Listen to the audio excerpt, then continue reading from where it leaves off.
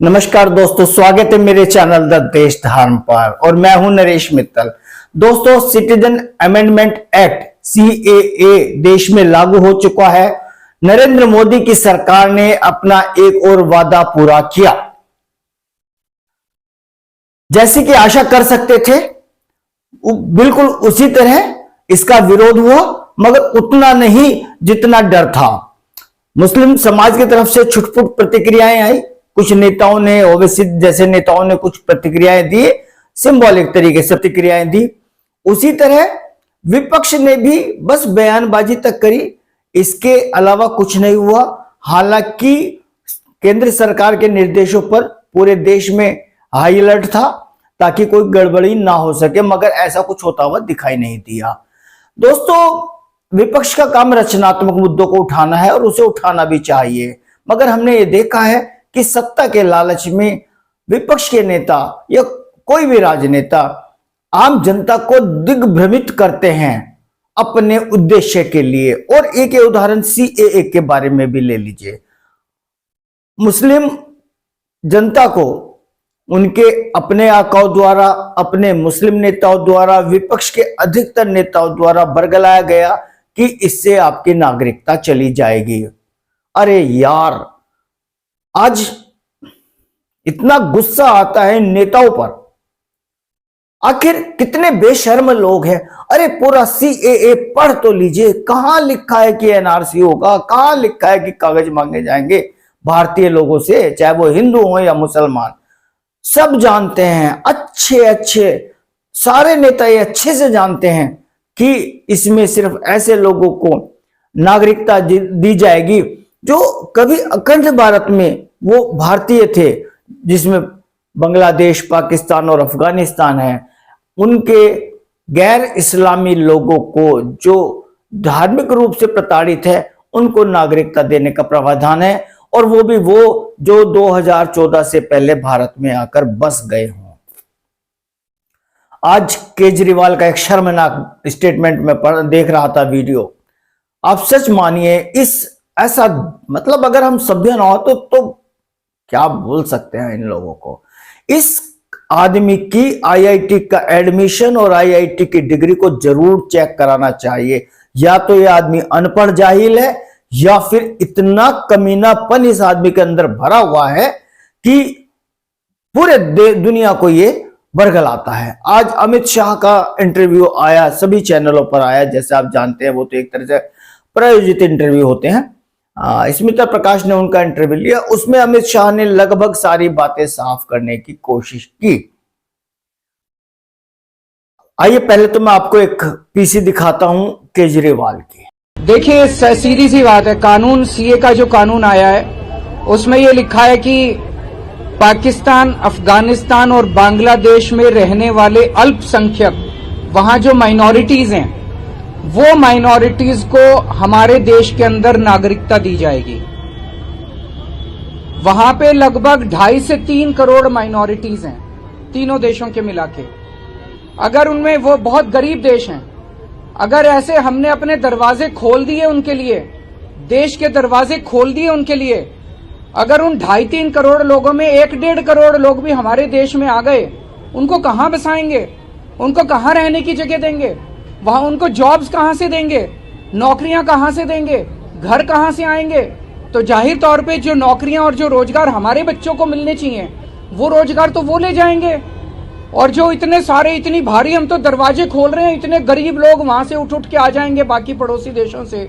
इतने गरीब लोग उठ के, मैं हिसाब लगा रहा था, अगर 1-1.5 करोड़ लोग भी आ गए, आजादी के बाद 1947 में जितना बड़ा माइग्रेशन हुआ था, उससे कहीं ज्यादा बड़ा माइग्रेशन इस एक सीए के कानून से होने जा रहा है। आपके घर के पास, मैं पूछना चाहता हूं देश के लोगों से, अगर आपके घर के पास पाकिस्तानी आके झुग्गी लगा के बैठ गए, आप पसंद करोगे? कितने लोग पसंद करेंगे? बांग्लादेश से, पाकिस्तान से अगर झुग्गी लगा के आपके, पता नहीं वो कौन लोग हैं, क्या हैं, सारी कानून व्यवस्था चरमरा जाएगी। चोरियां, डकैतियां, बलात्कार बढ़ेंगे हमारे देश के अंदर, पूरी कानून व्यवस्था, और पता नहीं कैसे कैसे लोग आएंगे वहां पे। सुरक्षा व्यवस्था, हमारे देश की सुरक्षा व्यवस्था का क्या होगा? चारों तरफ दंगे फैल जाएंगे। ये क्यों लाए हैं कानून? बता रहे हैं बीजेपी केवल अपना वोट बैंक बनाना चाहती है। इन 1-1.5 करोड़ लोगों को लाके और अपना बीजेपी अपना वोट बैंक बनाना चाहती है। हमें दूसरे देशों से सीख लेनी चाहिए। यूके ने भी ये किया था, कनाडा ने भी ये किया था। कनाडा ने जो आया उसको दे दी नागरिकता। आज देखो कनाडा का क्या हाल हो रहा है। वहां पे पूरी कानून व्यवस्था चरमरा चुकी है, वहां की इकोनॉमी चरमरा चुकी है। अब उन्होंने रोक लगाई है कि औरों को नहीं लेंगे। हमारे देश के लोग तो देश छोड़ छोड़ के जा रहे हैं। 11 लाख लोग हमारे देश के व्यापारी उद्योगपति पिछले 10 साल में देश छोड़ के चले गए। क्यों? क्योंकि वो बीजेपी के अत्याचार और बीजेपी की नीतियों से तंग आ गए। लाना है तो उनको लाओ ना, पैसे वालों को लेके आओ जो हमारे देश में आके पैसे से फैक्ट्री खोलेंगे, व्यापार चलाएंगे, हमारे बच्चों को रोजगार मिलेंगे। आसपास के पाकिस्तान के, बांग्लादेश के, अफगानिस्तान, सारे गरीबों को पकड़ पकड़ के, हमारे देश में कम गरीबी है क्या? पहले हमारे देश की गरीबी तो दूर कर लो। उसको देखिए, इस पीसी में केजरीवाल कहते हैं कि 2, 2.5, 3 करोड़ पाकिस्तानी यहां आ जाएंगे तो वो रैप करेंगे, बलात्कार करेंगे और न जाने क्या क्या करेंगे, भारतीय लोगों की नौकरियां खा जाएंगे। ये बता 2014 से जो पहले ही भारत में आकर बस गए हों, ये नागरिकता उन्हीं लोगों को तो देनी है या अब जो आएंगे उनको देनी? जरा तो गुस्सा आता है ऐसे लोगों पर। कहां है ऐसे लोगों को कानून सजा क्यों नहीं देता भारत का कि जो चाहे मन में आए बक बक बक बक कर देते हैं? अरे दिखा भाई, कहां लिखा है सीए में कि 2014 के बाद जो लोग आएंगे और आज जो आएंगे या अगले भविष्य में आएंगे? और छोड़, जो 2014 से पहले आ गए उन्होंने तेरे यहां रैप करिए, हाँ करते हैं, चल भाई मान लिया, मगर ये जो रोहिंग्या तूने अपनी गोद में बैठा रखे हैं मुसलमान, इनको ये रेप नहीं करते, इनको तो बिजली पानी सब दे रहा है। आपको मैं एक वीडियो इसके बाद में वो भी दिखाऊंगा। अच्छा एक बात और है, केजरीवाल अगर तुम सुन रहे हो तो एक बात बताओ, माना दूसरे देश के लोगों को, चाहे वो हिंदू ही क्यों ना हो, उन्हें नागरिकता नहीं देनी है, जो भी कुछ है, मगर ये बता रोहिंग्या पर क्या होगा? तो फिर एक काम करना, अपनी सहमति दे मोदी सरकार को लिख करके कि आज ही देश में एनआरसी लागू कर दिया जाए और जितने विदेशी, जितने मुसलमान विदेशी, हिंदू विदेशी और किसी भी धर्म के विदेशी, चाहे वो भारत पाकिस्तान से हो चाहे बांग्लादेश से हो, वो सारे के सारे डिपोर्ट किए जाए, देश से बाहर निकाले जाए। करा ले अपनी ममता दीदी से, उससे पूछ ले कि ममता दीदी तैयार हैं, क्योंकि उसका वोट बैंक, सारे मुसलमान वोट बैंक वो चला जाएगा बांग्लादेश, पाकिस्तान। करा के देख भाई। ऐसे लोगों को जेल में क्यों नहीं ठूसती हमारी सरकारें? क्यों नहीं है ऐसे कानून? कोई भी आता है जो चाहे बक बक बक कर देता है, और हमारे लोग हैं, हमारा देश, हमारे देशवासी अपने नेताओं के पीछे अंधभक्तों की तरह चलते हैं।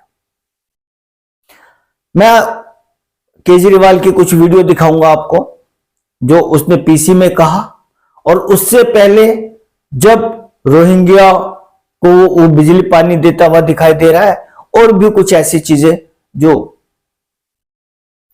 सच बताऊं, इस तरह के कोई भी स्टेटमेंट अगर कोई नेता देता है तो मुझे सच में गुस्सा आता है। मैं ये नहीं कह रहा वो भाजपा का हो, चाहे वो समाजवादी या किसी भी पार्टी का हो, ऐसे लोगों के लिए कानून क्यों नहीं है कि इनके मुंह, वो कहते हैं ना, वो एक कहावत, गंदी सी कहावत है कि इनके मुंह में बवासीर है। मैं आशा करता हूं करनी चाहिए, लोगों को मांग करनी चाहिए कि कोई भी नेता अगर बिना तथ्य, बिना सबूत के किसी के ऊपर कोई आरोप लगाता है या जनता को भ्रमित करता है तो ऐसे लोगों पर मुकदमा चलाया जाने की जरूरत है। कि रोहिंग्या जो है शरणार्थी हैं ये, और शरणार्थी को बसाने की जिम्मेदारी हुकूमत की है, उनको जगह देने की जिम्मेदारी केंद्र सरकार की है। तो केंद्र सरकार इनको जगह दे दे, बसा दे, कहीं यहाँ से चले जाएंगे। तो हमने तो इनको बसाया नहीं है वहां, वो झुग्गियों में जिस हालत में रह रहे हैं गर्मी के अंदर, उनके पास खाने को नहीं है। तो एक इंसानियत का तकाजा है।